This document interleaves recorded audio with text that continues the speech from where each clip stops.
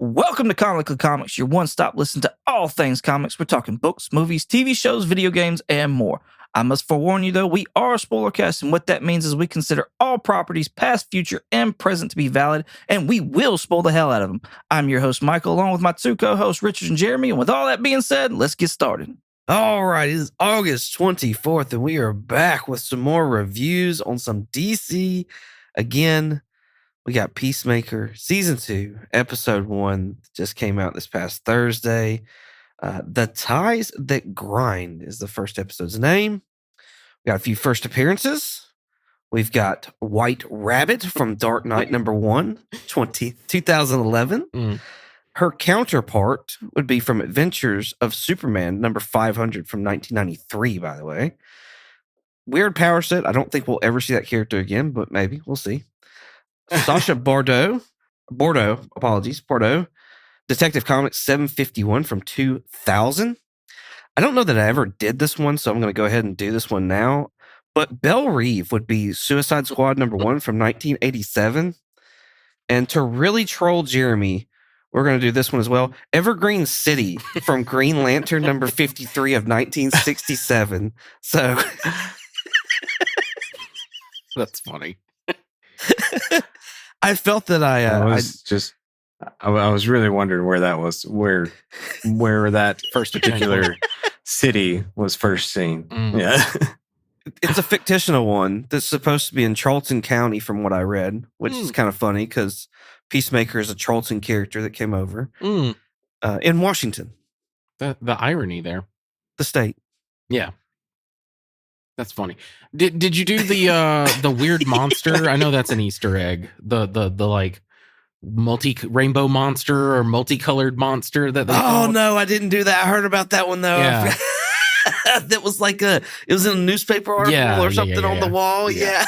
I didn't even notice it. I just happened to see it on the new Rockstars thing. Yes. That was such an informative watch, that new Rockstars. I love that channel. That's freaking great. I do too. Back to us, though, who are great as well. What is y'all's whelming of this episode? I will say that I am whelmed. It was an okay episode. So you seem more conflicted than anything. Yeah, I was maybe gonna go to pleasantly whelmed, but I was like, no. Was it too many dongs? Okay. It wasn't. Yeah, that's part of it. Yeah, this one really was like, hey, we're on HBO, right? Yeah, it was. Even starting off with a I guess a hammer there, like with him and his whitey tighties or whatever. But, oh yeah, the signature whitey tighties. I mean, you have to go with those, right? Yeah. Apparently. So just whelmed. Whelmed. Yeah, whelmed. Richard? I'll say I'm whelmed to pleasantly whelmed. That's what I wrote down. I wasn't like overly whelmed. It was just kind of like, okay, this is kind of what I was expecting, like from season 1, like the same kind of like crude humor and everything. I do like the idea. I have some theories kind of like where this season may go. Okay. I also, we'll get into it, but right off the bat with the previously on, I got some beef with all that. Okay. I have ways that you could fix it, but we'll get into that when we do it. So I'm just whelmed to pleasantly whelmed. Got you. Okay. I am pleasantly whelmed. I laughed a lot. My wife, she gasped and clutched her pearls a lot. So it was a good combination. I'll be honest with you. I'm so desensitized to like stuff like that. Even I kind of gasped and clutched my pearls. I was like, Jesus, James. I can't remember. Was it New Rockstars that spoiled? I think they spoiled it for me is what it boiled down to. So like I knew that it was coming, but I just didn't know like how like deep in the orgy we're actually going to go. Mm-hmm. So but it was pretty. I laughed a lot on this episode. I thought it was funny. So, all right, I think this episode did a lot of like building as far as like hey, there's some shit that went down before this, and I know it can be confusing. So, like, let's kind of like get y'all up to speed as far as like where we're at, where this came from, and where we may be going from here. And I feel like it did an okay job at that for the most part. But they do a recap of season 1, and they take like specifically 2 scenes out, and they're like, hey, we're going to fuck with these a little bit and make them to where they're canon for what's going on now.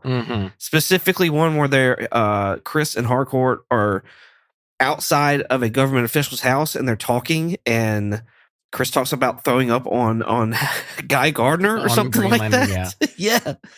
And he says something about Hawk Girl as well, doesn't he? Or no. He just says something about throwing up on Guy and how he like it kind of liked it or whatever. There's actually 3 because Adebayo in the previous, I actually went back and checked these seasons. I'm like, did they just fucking like retcon the like? Yes. Are they? Well, no, they're not. Like the old previous season is still like it still shows the original scenes, but I thought they like maybe went back and edited it out. But anyway, Harcourt talks about calling in the Justice League in season 1, but in this previously, she says the Justice Gang. Justice Gang. And then there's the one that you said, and then the obvious one that I'll let you get to. So when you say you went back, did you look on HBO Max and see if they changed the scenes there? Yes. On that season 1? Yes. And they just left them the way they are? They just left them the way they are. That's interesting. Okay. So, okay. Uh-oh. No, I think it just may be like, fuck it, we're not going to do that much work on this. Okay. But for like my theory, it may go with that. Anyways, so the final scene is in the original Peacemaker is the Justice League comes in. You see silhouettes of everybody except for you actually sit and see Ezra Miller Flash and Jason Momoa Aquaman, and they have lines and they talk to one another. And Chris tells them to fuck off or whatever because they're too late. However, in this recap, you get the Justice Gang that comes down with Mr. Terrific and Hawk Girl and Guy, and Guy and Hawk Girl have scenes where they talk back and forth to each other, and it's the same, result of like, fuck off, you're too late. What I wonder is if, like, I know this is to set up the new DCU from the DCEU. Did the Flash going back in time cause this new timeline? I'm going to go with no, because Gunn does not mention that at all in his like podcast stuff. Here's my theory. Okay. I think it's something to do with a 5th dimensional imp. Gunn is talking all about imps. He wants Batmite so bad. Imps were mentioned in Superman. They're mentioned a ton in this episode. Season 1 of Peacemaker, they're mentioned. Yeah, season 1 of Peacemaker, they're mentioned. I would love the idea of the stuff that we see in season 1. The reason why it's different in season 2 is some fuckery from an imp. Like, I even will go as so far as I could see Gunn making a Batmite version of Peacemaker, like Peacemaker Might or whatever. Peacemite? Yeah, Peacemite. There you go. That's funny. That probably seems more plausible, honestly, with Gunn than the Flash thing. But I do think that, like, you could sit there and spin it that the Flash went back. Not everything corrected itself the way that it should, and this is what we wound up with. Yeah, as just a quick like, fuck off. Yeah. Well, I wrote down the reason why I have beef with all that is like this isn't even retconning. This is just straight up gaslighting. when he's like previously on the DCU, and then it shows all those scenes, and you're like, wait a minute, like I literally paused it and went back to season 1 to find all those scenes, and I was like, okay, no, they just changed it for season 2, like the recap. So funny. That's hilarious. So I do have, and I'm sure we probably have answered this, but what is the difference between like DCEU and DCU? Scott Snyder and James Gunn. Yeah, I was about to say Gunn's running it. That's just it. Yeah, I mean, like, all right. the DCEU stood for the Detective Comics Extended Universe, and then the DCU is just the Detective Comics universe. Okay. right? The E is Okay. extended, right? Or is it entertainment universe? I forget now. I want to say it was entertainment, but I can't ever remember. It was a stupid ass name then. It was a stupid ass name now. Yeah. And I'm glad we didn't change it to DCU back then so that we can have it now. Yeah, I kind of agree. Yeah. But yeah, that's supposed to be the difference. It's just Snyder was kind of the head. He made, Man of Steel, BVS, Justice League. Yeah. And then we had some of the Suicide Squad. We had the Suicide Squad, which was technically in the DCEU, but now it's kind of being like absorbed into the DCU. And then, of course, Peacemaker season 1, and then now Peacemaker season 2. Okay. Now, I wouldn't be surprised if Blue Beetle made it. Oh yeah, I keep forgetting about Blue Beetle. It's not canon yet, but I wouldn't be surprised. Like, there's no real hints to anything else in that universe of Scott Snyder. Zack Snyder, and it was done like it was a Peter Safran thing. So like, I would not be surprised at all if they brought Blue Beetle. And was it Zolo? Oh yeah, Zolo Maridueña. Yeah, the actor who played Blue Beetle is supposed to be reprising that role. Yeah, at least in voice on an animated series. Yeah, it's also one of the easiest ones to like because it makes reference to Batman. And does it make? I think that's the only real big hero that it makes a reference to. So you could easily just tie it in to his universe. I agree. Anything else, Jeremy? Not at the moment. On that part. All right. So when we started this, I feel like we're getting like everybody's kind of getting a who's everybody and where are they at. Chris is looking for purpose in his life. He's not in prison. Him and Eagly are doing their thing. Adebayo looks like she's in a rocky relationship with her wife, but she's still working and doing her thing. Her mother is still kind of like somewhat after her because pissed off because of what happened with her outing everybody at the end of season 1. Harcourt is the toxic masculinity got me on that shit. It was funny. She's looking for purpose, it seems, as well. Who else? Economist. He's working for Argus, kind of. More of like a little lackey for them, it seems. But he's still working, doing his thing. He doesn't have a crutch anymore, so that's good. Adrian Fields is, I guess, waiting to be vigilante again, but still. He's just living his best life. Like, fuck nut. He really is.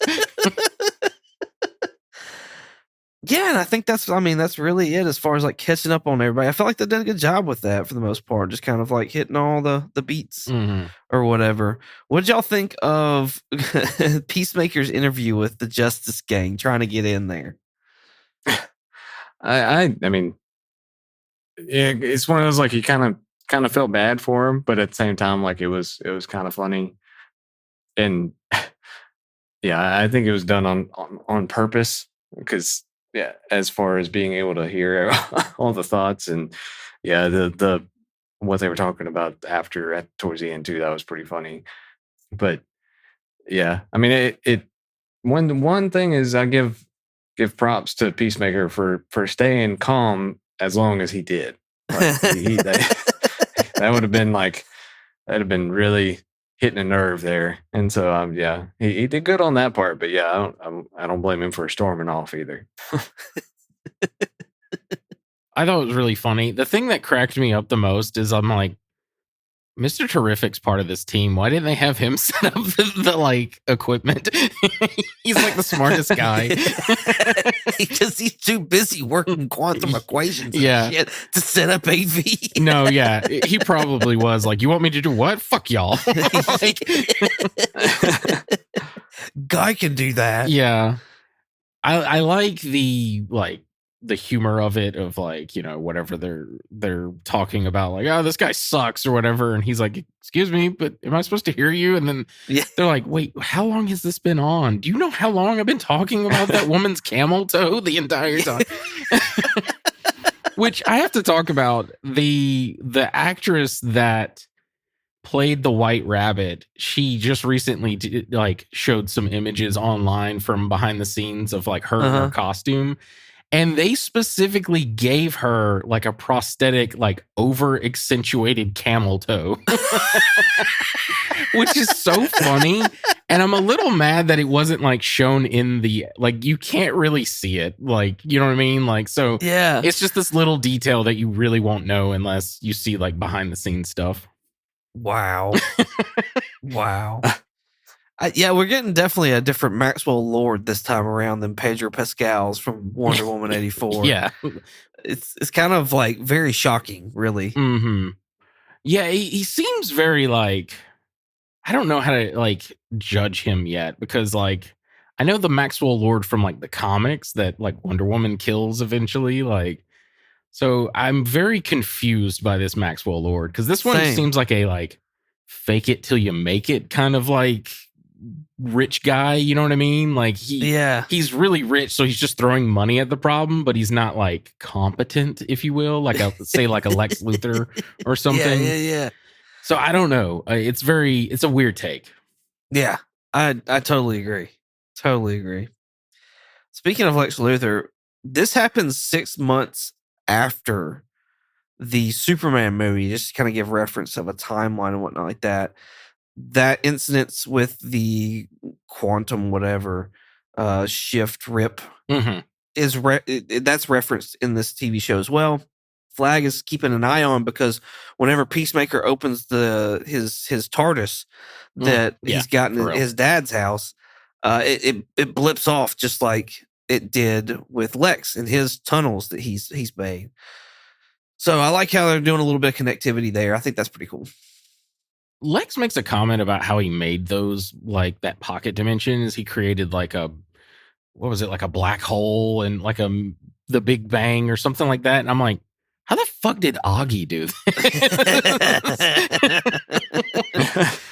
He had like high end trailer park smarts. I'm just letting clearly you know. Like that's we have yet to figure out how much duct tape and WD-40 can actually, how far it can actually go. Well, and there was probably some either meth or cocaine involved in that as well. Okay, like meth. That's a favorite for trailer park.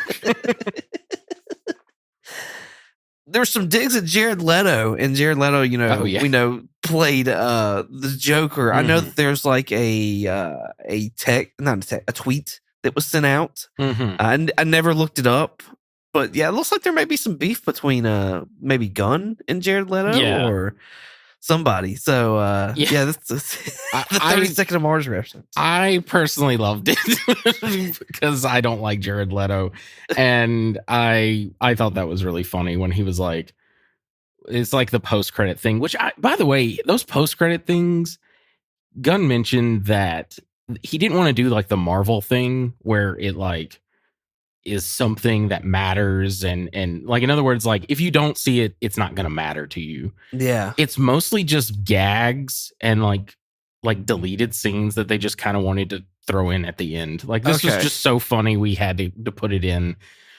But yeah, I love that where he's like, yeah, the garage band I was in for 2 seconds is better than 30 seconds to Mars. I thought that shit was funny.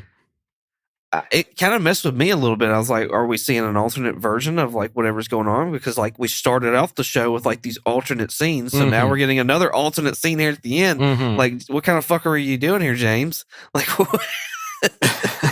yeah, it's kind of like a deleted scene kind of thing. That's how you kind of have to look at it. Got you. Okay. Yeah, I thought that was funny. I thought it was interesting that Economist is working for Argus, and he's got access to this equipment. Is what he's called, Meredith? Yeah, something like that. Yeah. It's supposed to monitor extraterrestrial and ectoplasmic energy. And I was like, okay, so we're talking about like aliens and ghosts now. Like, how far? Yeah, right? Like, how far are we going to go on this whole like dark side, Dark Avengers kind of thing? I don't know. Not Dark Avengers, Dark Justice League. Yeah. So, I don't know. I was kind of excited about that. That's probably my favorite part of DC. Yeah. Yeah. It's cool that Gunn is setting up like already. Like, he's not leading up to that. Well, I mean, he kind of is with this, but he He's more or less, for me, feels like he's kind of like not necessarily pushing you into the deep end, but like dipping your foot into it. I feel like he's opening doors to kind of like keep with the episode here. Yeah, that's true. I guess the biggest thing that really gets this episode going is that Chris walks into his TARDIS and eagerly finds another door, however long down the hallway, and it's another Peacemaker door with helmets and everything. And somehow they've never talked to one another. They've never ran into each other. There's been nothing. And that Peacemaker has been going around there finding imps and bringing them back and everything else. So, how many Peacemakers do we think there are in this world here? That's a good question. Yeah. I mean, I guess it could be one of those. It's like an infinite one almost. An infinite one? Yeah.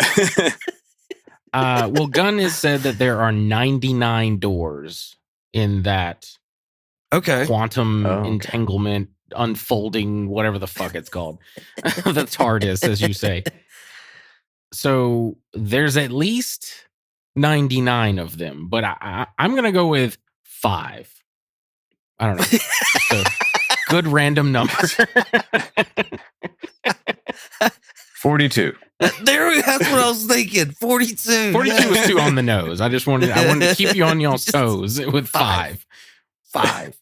That's all the universe can handle is 5. That's all. Yes, that's all the universe can handle of Peacemaker. It's just 5 of him. That's all the whitey tidies that we can handle. Well, this Peacemaker in this other universe and his family seem like they've got their shit together. Yeah, absolutely. Was it Triumph Trio or Trio Triumph? I can't remember which way it was. Oh crap! Now I can't remember either. Curveball. But Chris goes and checks out this house, and it's a freaking nice house. Definitely not a trailer park at all. And his brother is still alive, and his brother is Captain Triumph in this universe. His dad is still alive, and he's I can't even remember what his superhero name was, but he doesn't seem to be a white supremacist. And they all love each other, and they tell each other they love each other, and like, do the touches their love language where they're like, grabbing each other's ear and giving hugs and whatnot like that. And so it's like, I don't know. I feel like James is setting those he's setting up those strings, y'all, for the heart. I'm just telling you. I feel like we're gonna get some waterworks coming on because like this is everything Chris ever wanted. Yeah. His family alive, living good, happy, loving each other. The woman of his dreams, I guess. Like he's had a relationship with her. He's a hero in this world. Like it's everything he ever wanted in this world.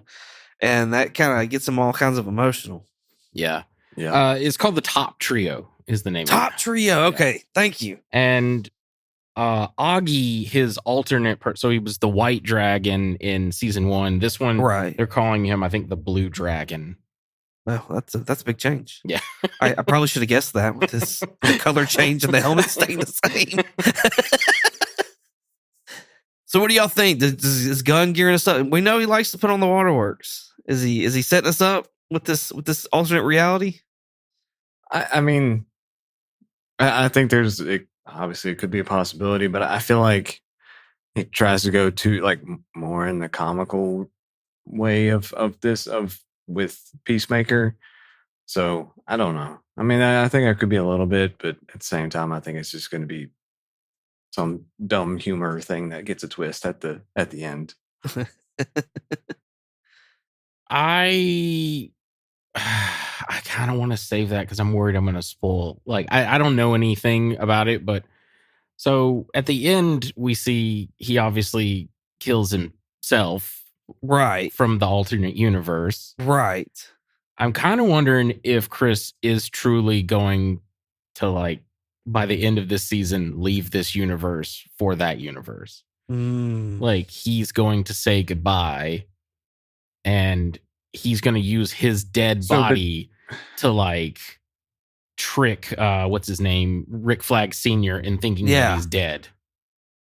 I mean, I guess, but then what do you do with all the Justice Gang? What do you mean? What do you I mean, do? do you just let him? I mean, like then at that part, do we just is Peacemaker out of that whole whatever Like the timeline or DCU? stuff? Yeah. Yeah, I kind of wonder, like, is Gunn, like, I don't know if Gunn's going to do a season 3 of Peacemaker. What if season 2 is it, and that's all we ever see of Peacemaker again?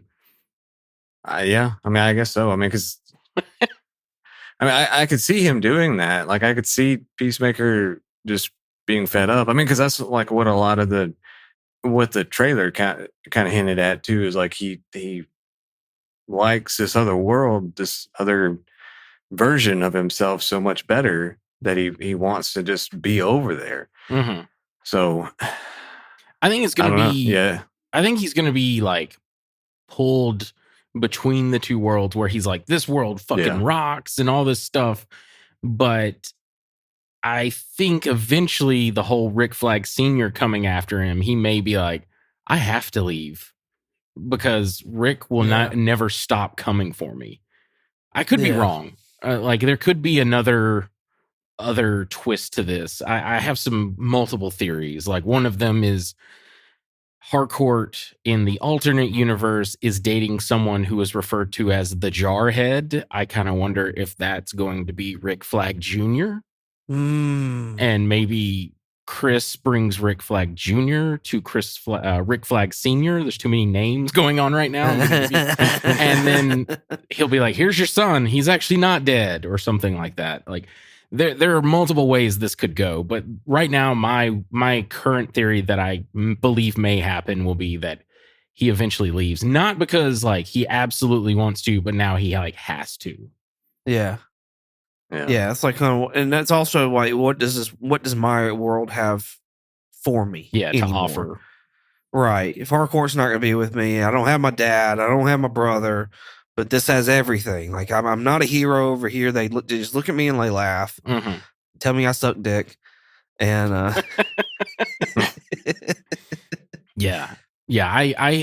I feel like that may be it. I could be wrong.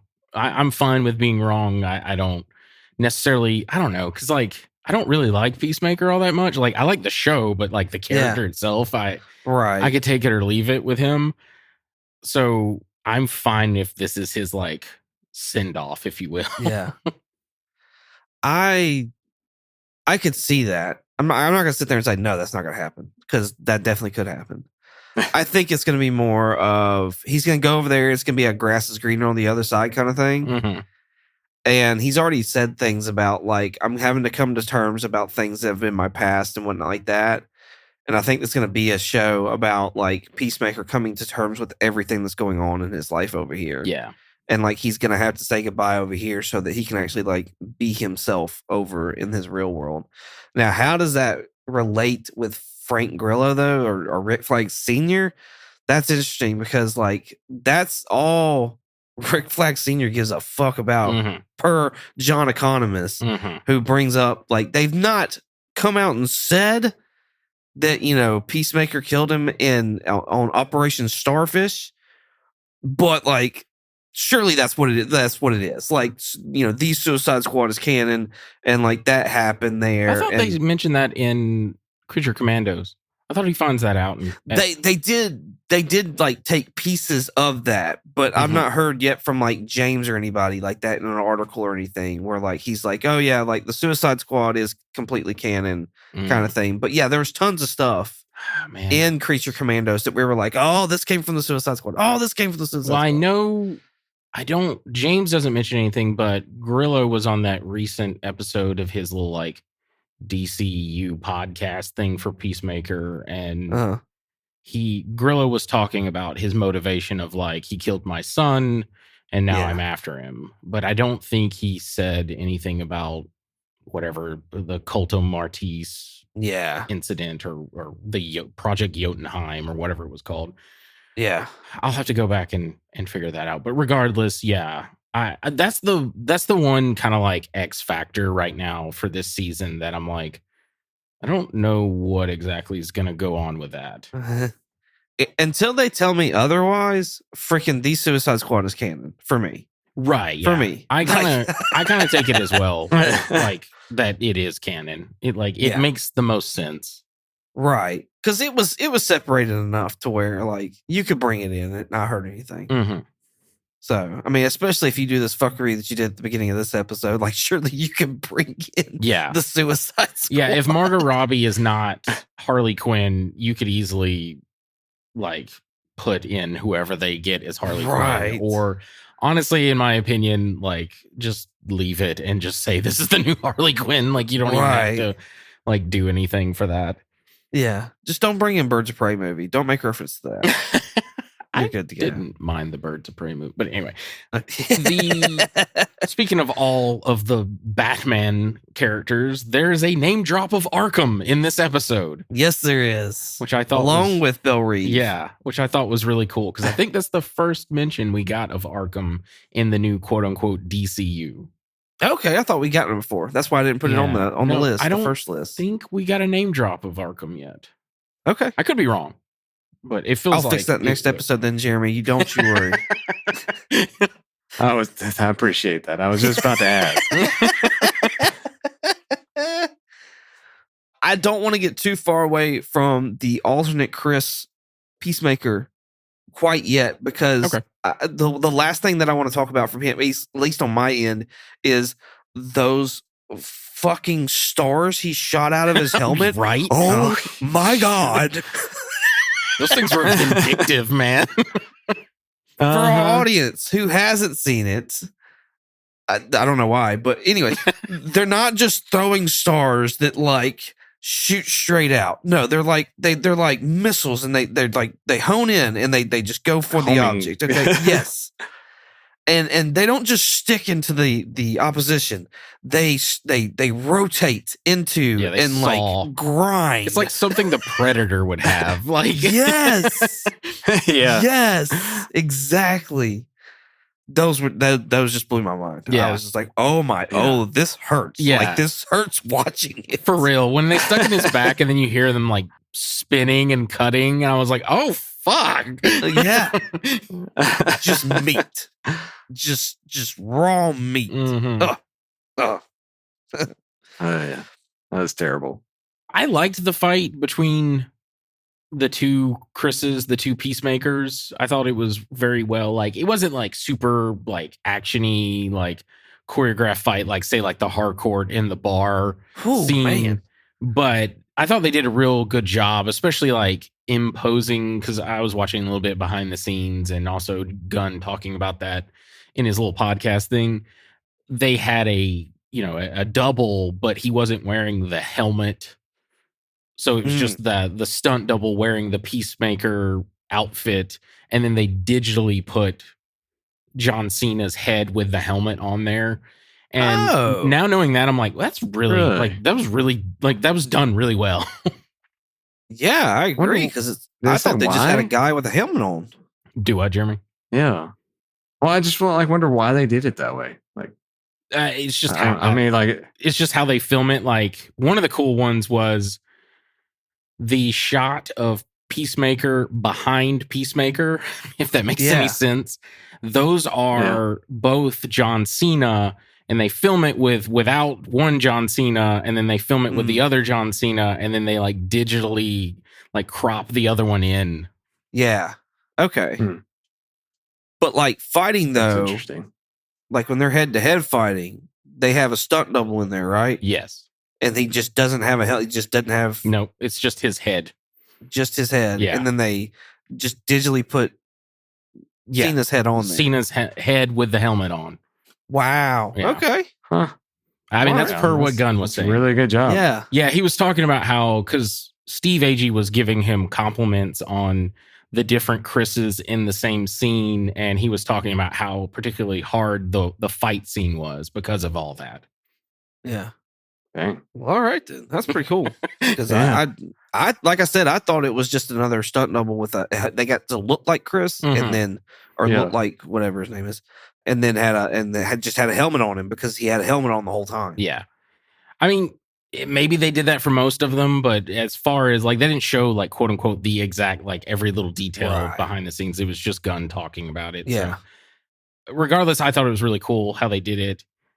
I love the idea in the first episode of season 1, Peacemaker asked for a jetpack, and this one has a jetpack, and it ends up being the thing that kills him. I didn't think about that. That's funny.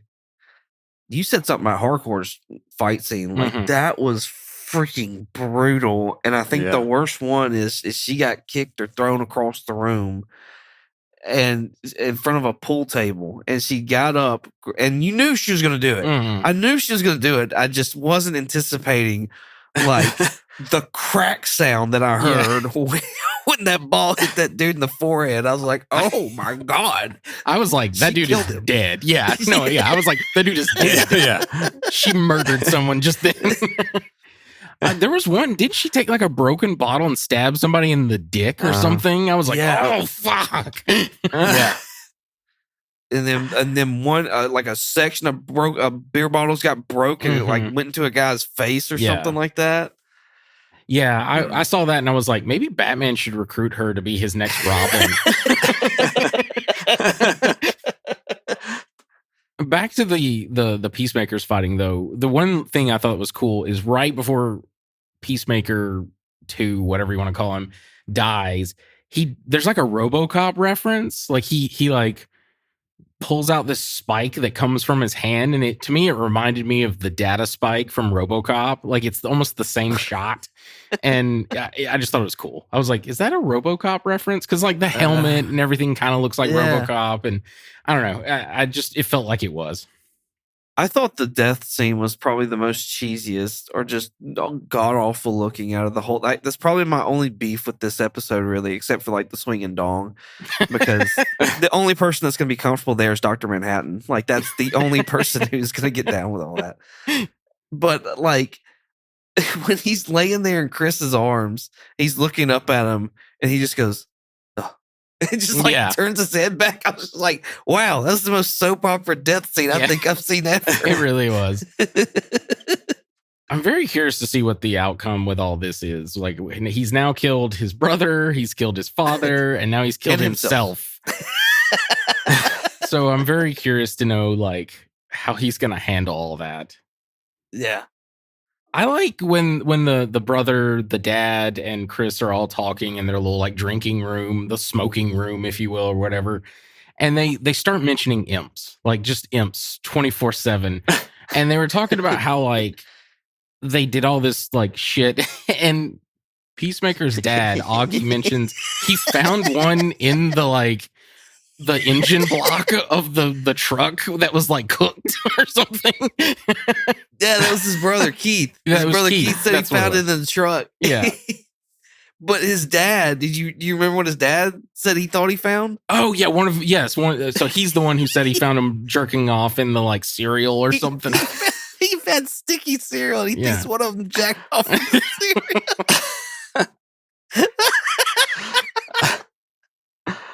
Oh my and they're gosh. like, Keith was like, that's that Augie bullshit. That's that Augie over embezzling. Yeah. Yeah. He's like, no, it really happened. It really happened. But yeah, I thought that was funny. I'm telling you, man, all this mentions at imps, I'm like, we may see Batmite or I can never say his name, Mixoplistic. Yeah, Mixyezpitlik. Yeah. Yeah. It's actually pronounced Kevin. But I think we may see something like that in the later seasons or later episodes. Yeah, I think Gunn really wants to do one of those, especially having Superman, and then eventually you're gonna have like either one of them. You could do. You know what I mean? Mm-hmm. I think Mixoplistics is probably the more recognized one and could be more fun with Superman. But Batmite, I know, is like he's popular as well, and that could be fun as well. But like, I don't know, Batman has like a love for Batman. So yeah, I really want him to do, like I said, Peace Might. It was what we're calling him. I think that would be really funny. And again, because of his all weird like trickery, like his magic powers and stuff, you could easily say that's the reason why season 1 is the way it is. Yeah. You may have it. That may be it. I do wonder, like, it's kind of weird for Gunn to be going for this multiversal thing with Marvel having as much shit as they have had once they started theirs. And it's like, is this just more bullshit that we're just gonna have to endure right here at the get-go with DC? Or is this more of a James being like, hold my fucking beer kind of thing? You know what I mean? Like, it could be. I think it's more or less just James wanting to, like, maybe play with those characters a little bit more, like the ones that are dead. So, like Keith and Augie and stuff like that.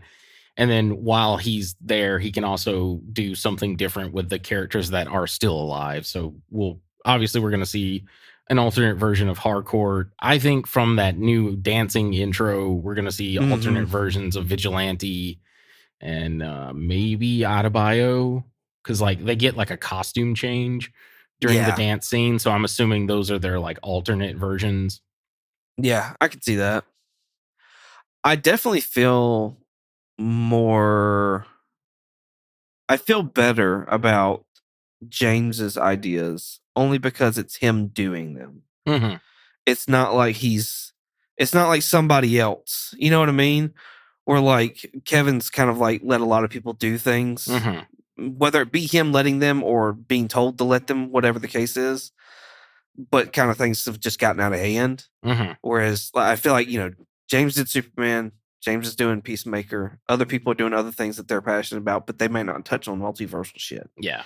So that's why I feel better, I think, about this than I do the Marvel stuff right now. It'll be interesting once we get Supergirl, because that one's going to not be like involved with James at all, except for she appeared at the end of Superman. Right. Yeah. So, I mean, I think he's probably going to be called like executive producer or something like that, but it's going to be written and I think directed by different people. So that's going to be the one that's going to be the real, like, okay, like we're really testing the waters now. Like, well, that and Lanterns. Yes, Lanterns too. Man, I'm hyped. I gotta be honest with you, I'm hyped for Lanterns. Yeah. I'm really excited to see what they're gonna cook over there with that. Yeah, same. I want to see some True Detective shit. Same. Well, speaking of aliens, there's this fucking weird fucking alien that just shows up to like incinerate a rat with like udders or nipples or something, like tits or something. I don't know what it is. And then he just fucking leaves. Peacemaker's response is the best of that. And I'm so excited to see, because I've seen like the previews and the trailers. We saw the Red Band trailer here like last week or whatever. And just to see the interaction that those two are going to have throughout this season, I'm so here for it. Yeah, where he's like, fuck you cryptic piece of shit.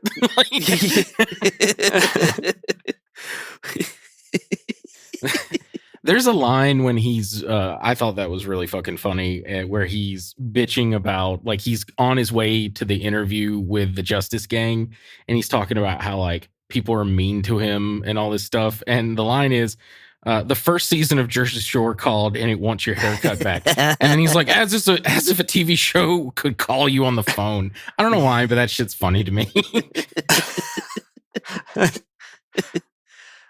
I like when he was like, I know they're jealous because I got bigger muscles than they do, but like, he's such a, it helps with John Cena looking the way he does, but he plays such a good, like, meathead kind of character. Yeah. Oh, yeah. Let's see here. That's really kind of all I have, Michael. The rest was just that orgy scene, and I just wrote, Jesus Christ. I hope Jeremy didn't watch this with his kids. Oh, yeah. No, definitely did not. Yeah, I love the in case of a rainy day bag of cocaine. Oh, right. That felt very Deadpool with. Wait, he had some cocaine thing in one of it had a funny message on it as well. He had cocaine hid away in the floorboard with a cure for blindness. The cure blindness next to it. But I thought it was also labeled like Wade's like rainy day cocaine or something. Maybe something like that. Yeah, maybe that's it. Maybe that is what it is. Yeah, I just remember the cure for blindness. But yeah, no, I thought that was funny. Apparently, one of the behind the scenes stuff is John Cena has never done drugs in his entire life. Like, he legitimately was saying that. So when he had to do the bong rip, he had to have people show him how to use a bong. And he was like some prop people came over and were like, okay, you do this. Hey, if you want to come meet with me after hours to show you some extra practice, you can. That's funny. Yeah. That's pretty hilarious. Yeah, that orgy scene, that was just like I was expecting it, but not all at the same time. And I was just like, well, all right then. One motherfucker is eating a sandwich with his damn dick on the counter. Like, and I'm like, you nasty motherfucker.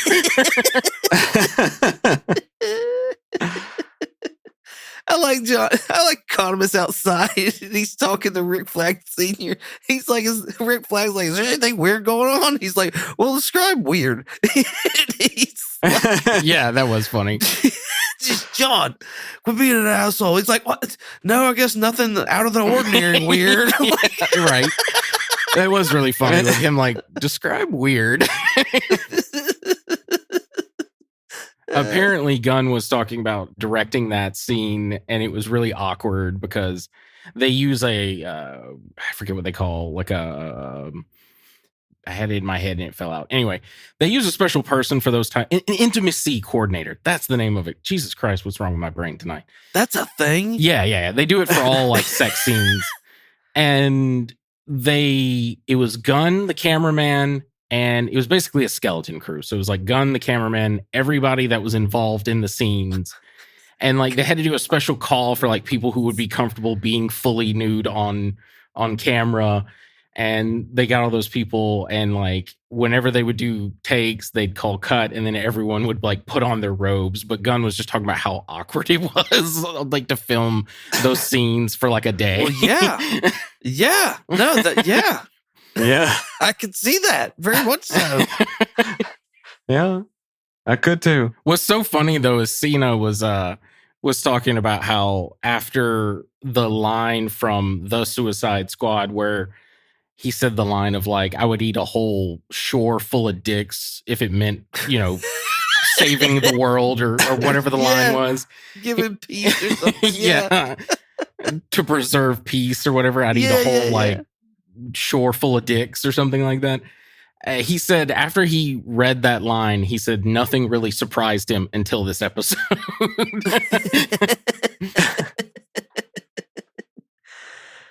Yeah. That was, like I said, I was shocked. Yeah. No, I shouldn't have been. I was too. I gotta be honest, I was too. Like I've watched Game of Thrones, I've watched many HBO stuff. Flabbergasted. And yeah, my flabber was gasted. And anyway, it was just like, okay, wow, oh, we are on HBO. I forgot about that. Right. But other than that, man, that's it for me. Oh, so you finished? Yes. Oh, sorry. Don't be gross, Tammy. I'm that one guy in the corner. Geez. Like, just God bless. Jeremy, do you have anything else? No, I'm good. Okay, I'm finished as well. So, all right. Come back next week. We'll be talking some more Peacemaker. I think we're going to get the after effects of this orgy. So I'm sure we'll have, more of that to talk about. That'll be fun. the clap. Until then, Jeremy, where can they find you at? They can find me on Twitch under the handle Night Fury GTO. That's Night with a K. And you can find me here. Awesome. Richard? If you want to contact me directly, I have an X, the platform formerly known as Twitter and Instagram, a Blue Skies, and a Threads. My handle is Night Curry, night like day and night, and Curry with a K. If you want to contact us directly, we have a Gmail. Our Gmail is comicallycomicspodcast@gmail.com. And if you want to check us out on YouTube, possibly TikTok, we'll see, and Instagram, you can check us out under the name Comically Comics Podcast. And if you want to check us out on X, the platform formerly known as Twitter, you can check us out under the name Comic League Comics with an X. Awesome. You can find me on Instagram, eBay, and shortbox22_comics. You can also find me on YouTube, 22 Comics. Thank you all so much for listening. Hope you enjoyed as much as we did make it. With all that being said, say goodbye, Jeremy. Bye, Jeremy. Goodbye, Jeremy. Goodbye. Can't be looping Spin Doctors in with 30 Seconds to Mars. Spin Doctors is so good. Yeah, jeez, anybody's better than 30 Seconds to Mars. That garage band I was in for 2 seconds is better than 30 Seconds to Mars.